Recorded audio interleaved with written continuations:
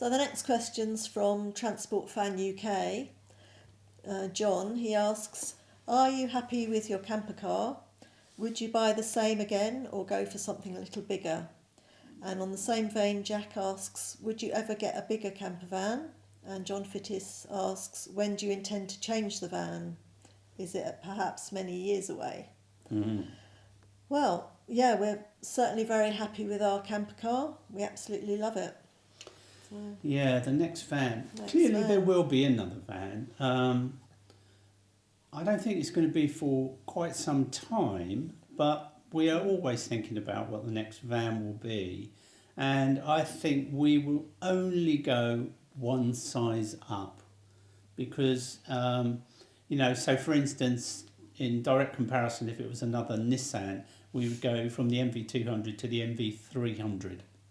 We wouldn't go any bigger than that, because if we did, we would be giving away the vast majority of the advantages the Nissan MV200 has. Yeah, so we're quite happy with our little red camper. We're definitely keeping that for the foreseeable future. Got no plans at the moment to change it. Bernie asks, and John Fittis, if you changed your van, what would you get? So would we go for another pop top? Yeah, this is so hard, It's a compromise, isn't it? What we're lucky with is Carol likes keeping a diary. So every day she writes up where we were, what we did, any problems we had. So we've got this fantastic resource of being able to look back over what has it been like using a Nissan MV200. And what we're sort of counting is how many times has height mattered? How many times have we been somewhere and not been able to get in? Well, so far, height barrier wise, with an MV200, there has only been one barrier we couldn't get under. In the MV. And that was in France. Do you remember that? Yes, coming back from France, where we had the sat nav took us off a turning across a bridge, and there was a barrier across the bridge. Oh no! Well, the barrier was a warning before that the bridge. I think it was a tunnel. A tunnel under a bridge. And we couldn't, even in our low van, we couldn't get under that. The barrier. And actually, if you watch that's the France-Spain series. Yeah, I think it's. If you watch the France-Spain series, you'll see that where we encounter the first and only ever barrier that we couldn't get under. Yeah. But there have been plenty of times where there have been barriers that we wouldn't have been able to get under if we'd had a bigger van. A lot. So that makes us think hard about getting a bigger van. Yeah, 2 meters is the really lots and lots of 2 meter barriers. Yeah. So, it's such a difficult thing. Yeah. And it could, by going taller, it could knock out a large proportion of what we like to do. Yeah. So the next van, pretty sure, would have to be a pop top. Possibly. Yeah. Because then you've got the best of both worlds. Have you? Yeah. Well, it's something. I mean, there is a slightly bigger pop top van that you could consider. If you watch the YouTube channel Weebrun Van. Yeah. Yeah. They have got a Toyota Pro Ace, which is slightly bigger than ours, I think, isn't it? Slightly bigger. Yeah. I'm pretty sure there's an automatic? Yeah, I'm pretty sure it's an automatic. So a lot easier to drive, a lot more leisurely. So, if we wanted that and that's in our size category, so I'm sure Weebrun Van can get under any barrier at all. Yeah. We'll put a link to their channel below so that you can check out their van, but that's very nice. That's another option for a pop top. Yeah. Then the other side of the coin, if we were prepared to go for a high top and forgo being able to get under all the barriers but have the extra space inside, being able to stand up, there's an interesting van just coming out, the Ford Nugget. Yeah. And there's another YouTube channel that we really enjoy watching called the Cali Camper Family. Cali Camper. Yeah. Again, we need to put another link in. Yeah, okay. And they have just ordered a Ford Nugget, and they have a video all about it if you're interested. It looks beautiful, a really doesn't it? nice van. Yeah. And the thing we like about it as well is it's got a bed in the top that you can just pull down. A really good proper bed, a proper yeah. bed with Yeah. a sprung sort of little sprung mattress, Yeah. and easy to get down. And actually, I think you could leave it down if you don't mind surrendering a little bit of bit of height, headspace, which yeah. for us wouldn't really bother us. No, We're used to that in the yeah, MV200, yeah. but you've got a comfy place to go and flop. During the day, like a day bed. Yeah. You might get the impression from our videos that Carol can keep going all day long, and you can, can't you? Yeah. But I get You tired, need a nap. and that's why I'm on my diet now, and I'm feeling better Yeah. for it already. Yeah. But I get tired, and I like a nap. And one of the limitations of the MV200 is it's not easy to have a nap. You know, you have to move things out of the way, don't you? You have to drop that seat before you can have a lay down. I manage it because you've seen me sleeping a few times in the videos. It's perfectly doable. It's perfectly doable, Yeah. but it's not the same as being able to just go and flop. So what else do you like about the Nugget? And they've also got a nice little kitchen area at the Yeah. back. And a toilet. And a toilet A at the proper back as toilet. well. Yeah. So, yeah, it looks a really good van. Yeah, it does. But a lot of the things you like about the van, once you go for the pop top model, Yeah. they disappear. Yeah. Okay, so there's one other van. If we were to stay with Sussex camper vans, the van I particularly like is the Paradise Deluxe, because that seems to tick all the boxes for me. It's It's a pop top. Yeah. It's got a proper travel toilet, a proper Fitted cassette toilet, in. Yeah. and the model of the toilet that they've gone for is exactly the same that we used to have in our Reba Troll. In the caravan, Which yeah. is It's a touring toilet. It's a touring toilet. It's a bigger capacity in the waste tank than your normal cassette toilet. Yeah. And so that means you could go quite some time without having to find somewhere to empty it.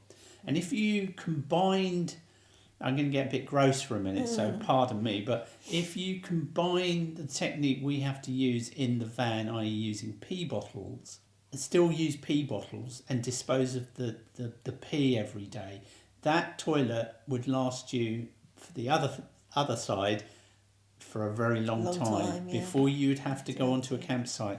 So that, I like what they've done there. The other thing I like about the Paradise is there's plenty of room to flop without having to make a bed up. And it's got a nice kitchen. Yes. Obviously, yeah. it's got more space. Yeah, slightly bigger. So I quite like the idea of a Paradise Deluxe. So if we were going one size bigger, then Yeah. that's probably That's- one that we that would is one definitely size bigger. to consider. Yeah. I don't think it would get under as many barriers that we could get under, but it brings different benefits. But this isn't going to happen for a while, I don't think. I'm very, very happy with the MV200. Yeah. It does for quite a while. Yeah, and I love its flexibility. Have we done that one to death? And yeah, that's about the van. And Yeah. then Bernie was just asking, do you also have a car? Yes, we do have a car. We have a 2018 Volvo XC60, a really lovely blue one. And it's sitting on the drive doing absolutely nothing. We bought it to tow the caravan. Yeah. So it needed to be a big engine, powerful four-wheel drive car. Yeah, and it is a beautiful car to drive, and it's got lots of gadgets. I like gadgets. Yeah. So it can drive, it can steer itself. Pretty much drive itself. Get on the cruise motorway control. and it can drive you all the way to your destination on the motorway, which is very, very relaxing, isn't it? Yeah. But Yeah. it's a bit wasted when it's just used to go down the supermarket. And Yeah, and we don't even need it for that because we No, could put we all could- of the shopping in the MV200. so we are seriously thinking about I think changing I'll the sell car. it and and just get a much smaller car. yeah. Because we don't need a big car. And that's the other advantage of going for a van. You don't have to have a big Big powerful tow car. tow car. No. You know, you got your engine in the front of the van and that's all you need. Yeah. far more convenient. We still would have a car though, because there are Yeah. the occasions where we both want to go out. Yeah, we've both got friends and we go out Yeah, separately, and separately we when we're tend at to home. combine those days, don't we? Yeah. You go out with your sisters and Yeah. your whatever, and You go out with your and I friend. go out with my friend on the Yeah. same day, so Yeah. we would probably still get another car. Yeah.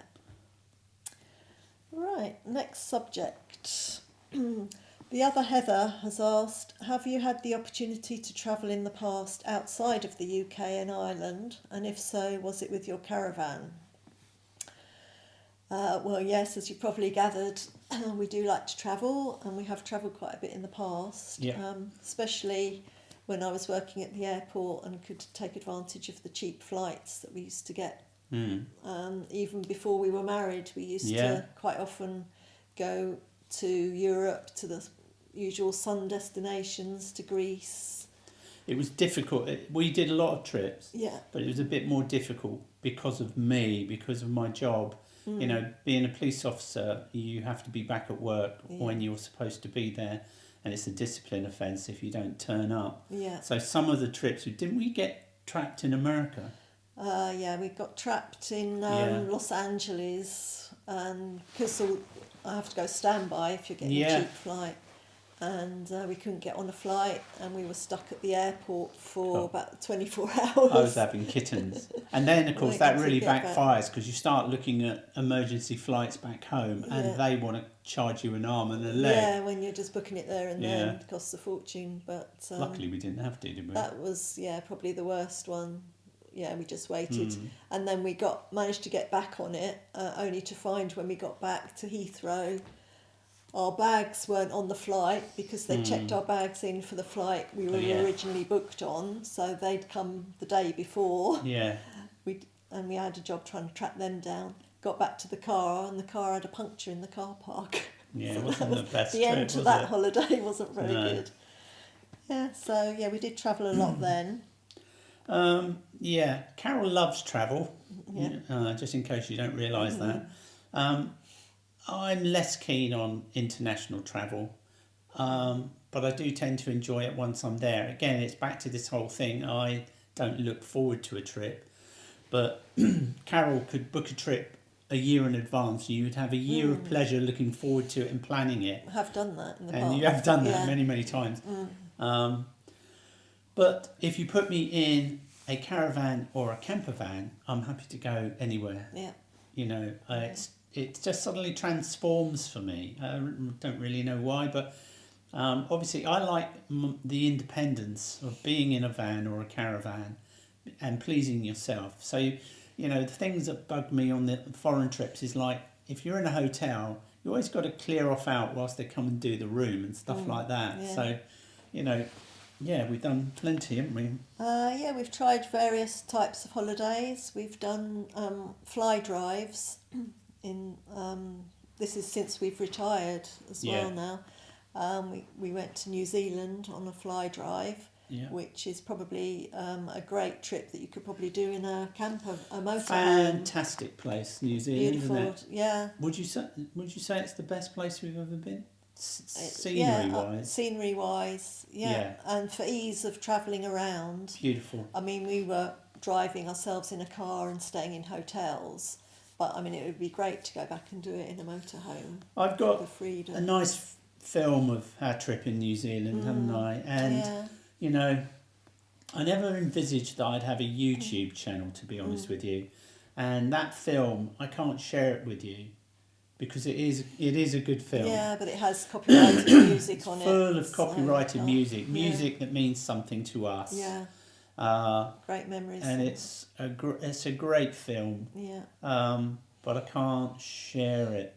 If anybody wants to see the film, maybe could email you.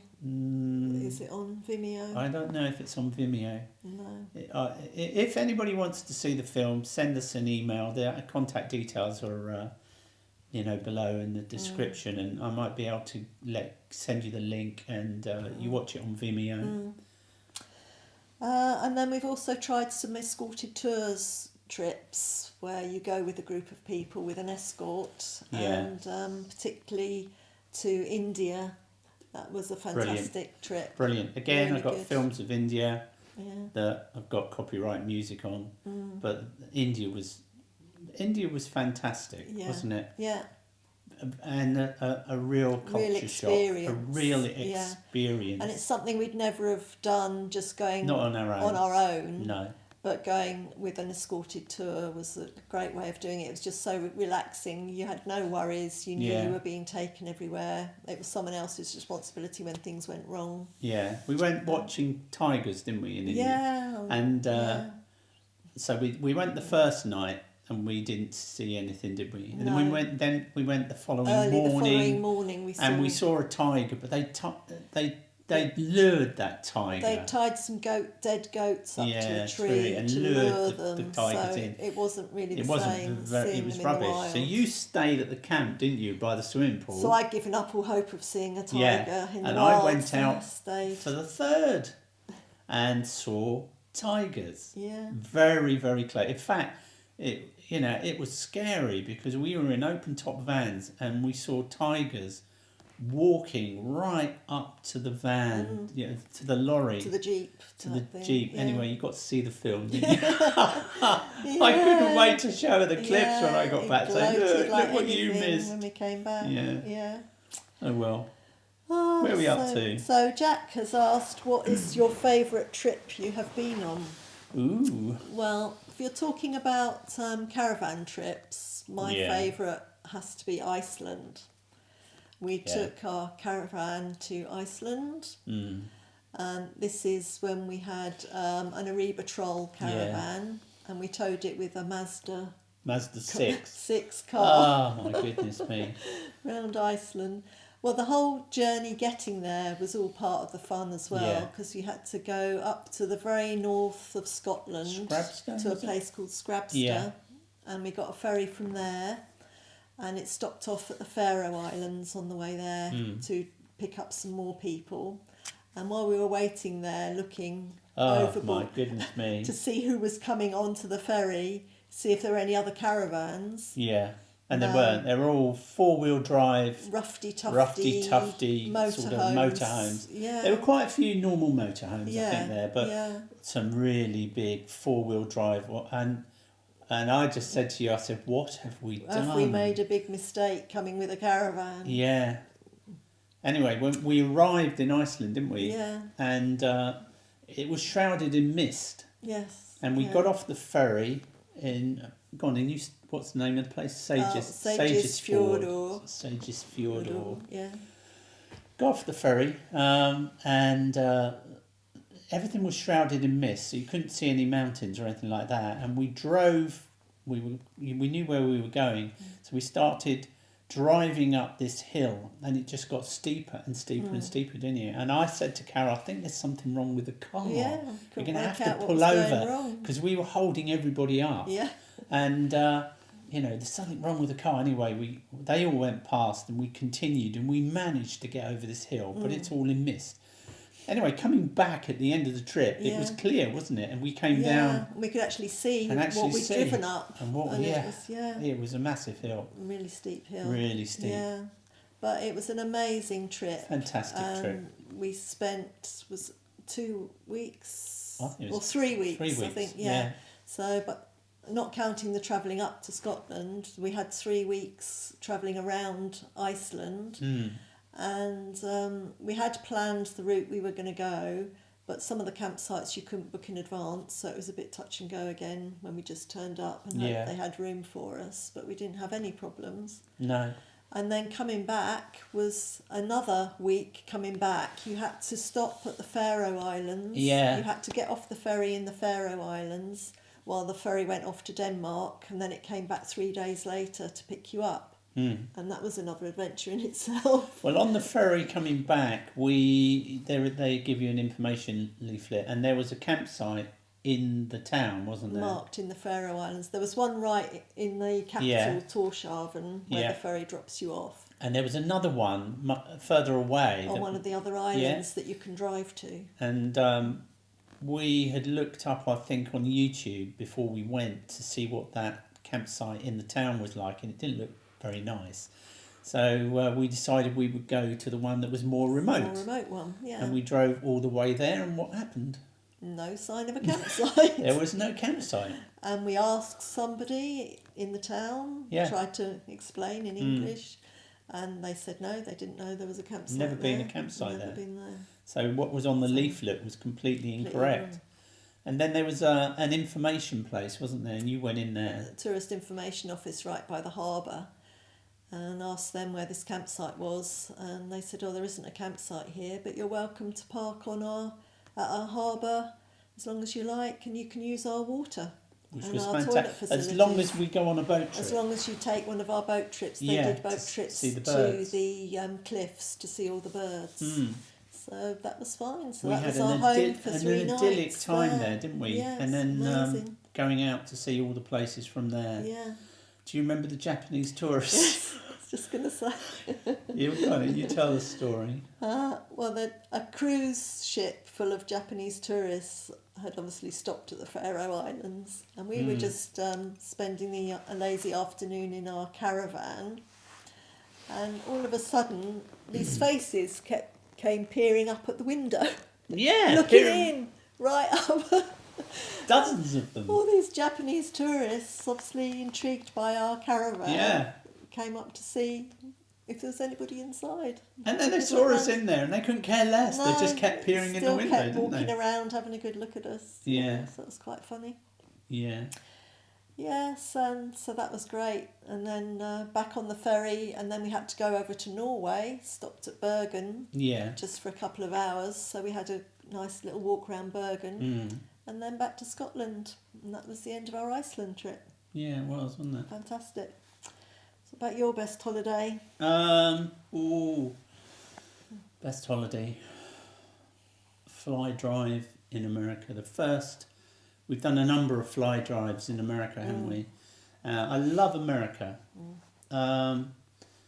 It's a country where I could see myself, moving to. It's, I like. If you were going to live anywhere else in the world. I love American people. I love their way of life, and so fly drive where we went to the Grand Canyon. We did a. Was that first time in Las Vegas? Our first fly drive. Yeah, the first time we saw the Grand Canyon. The first time we saw Las Vegas. Yeah. Yeah. Two places I would recommend you go. We're not gamblers, are we? No, but just wandering around, seeing Las Vegas, it's an all. experience. Yeah. Yeah. So that's probably my favourite one. Yeah, definitely. Yeah, good. So Spiral has asked, where in Ireland was your favourite place when you visited? You're trying to start a war, Spiral.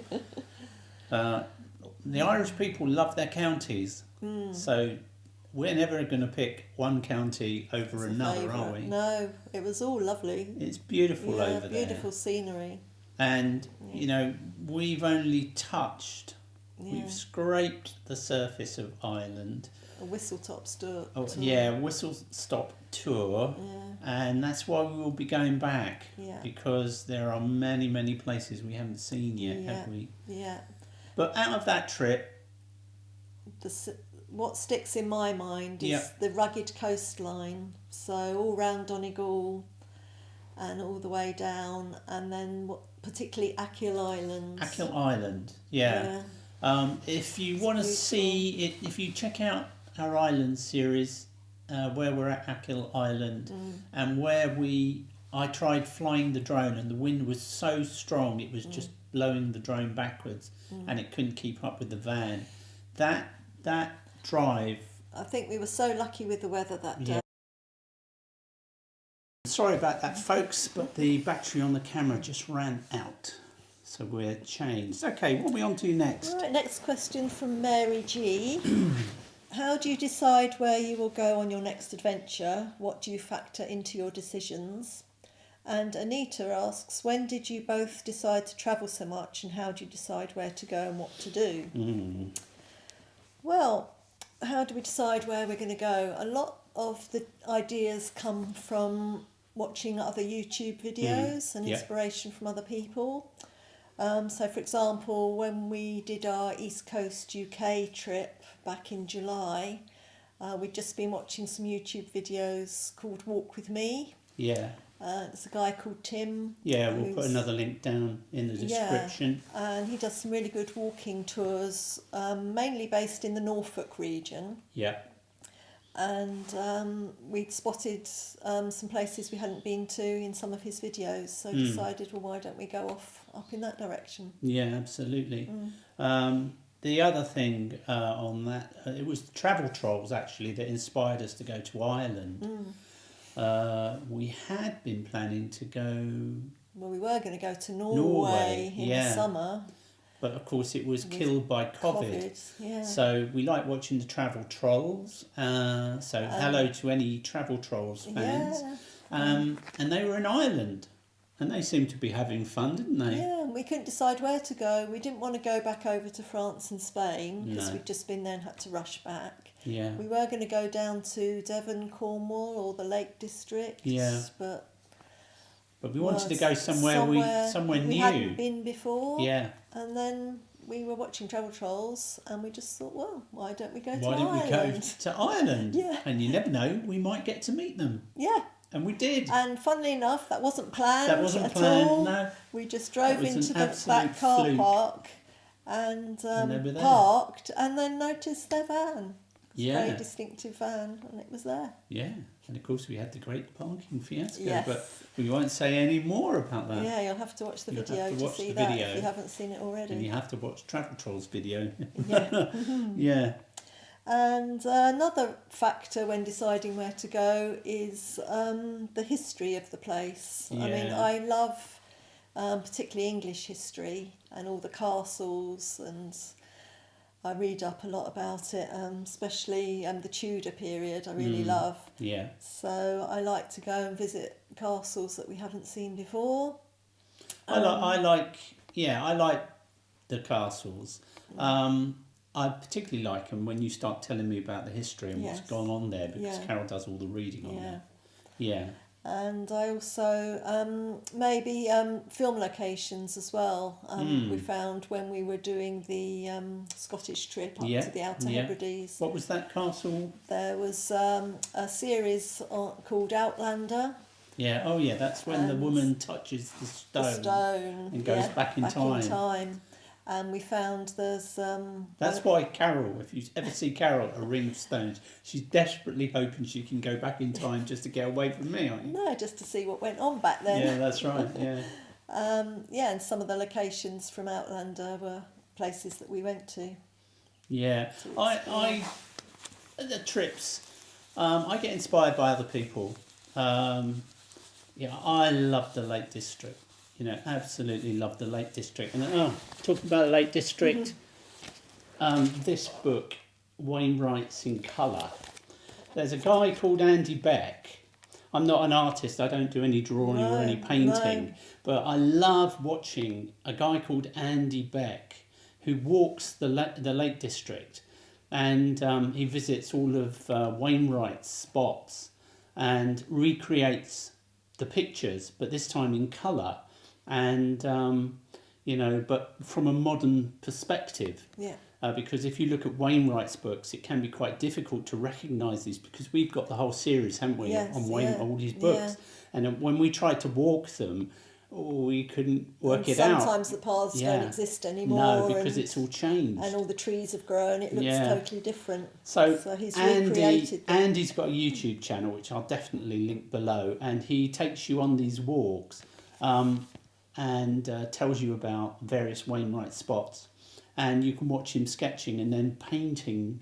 And his book, I can try and turn it around, it's a massive.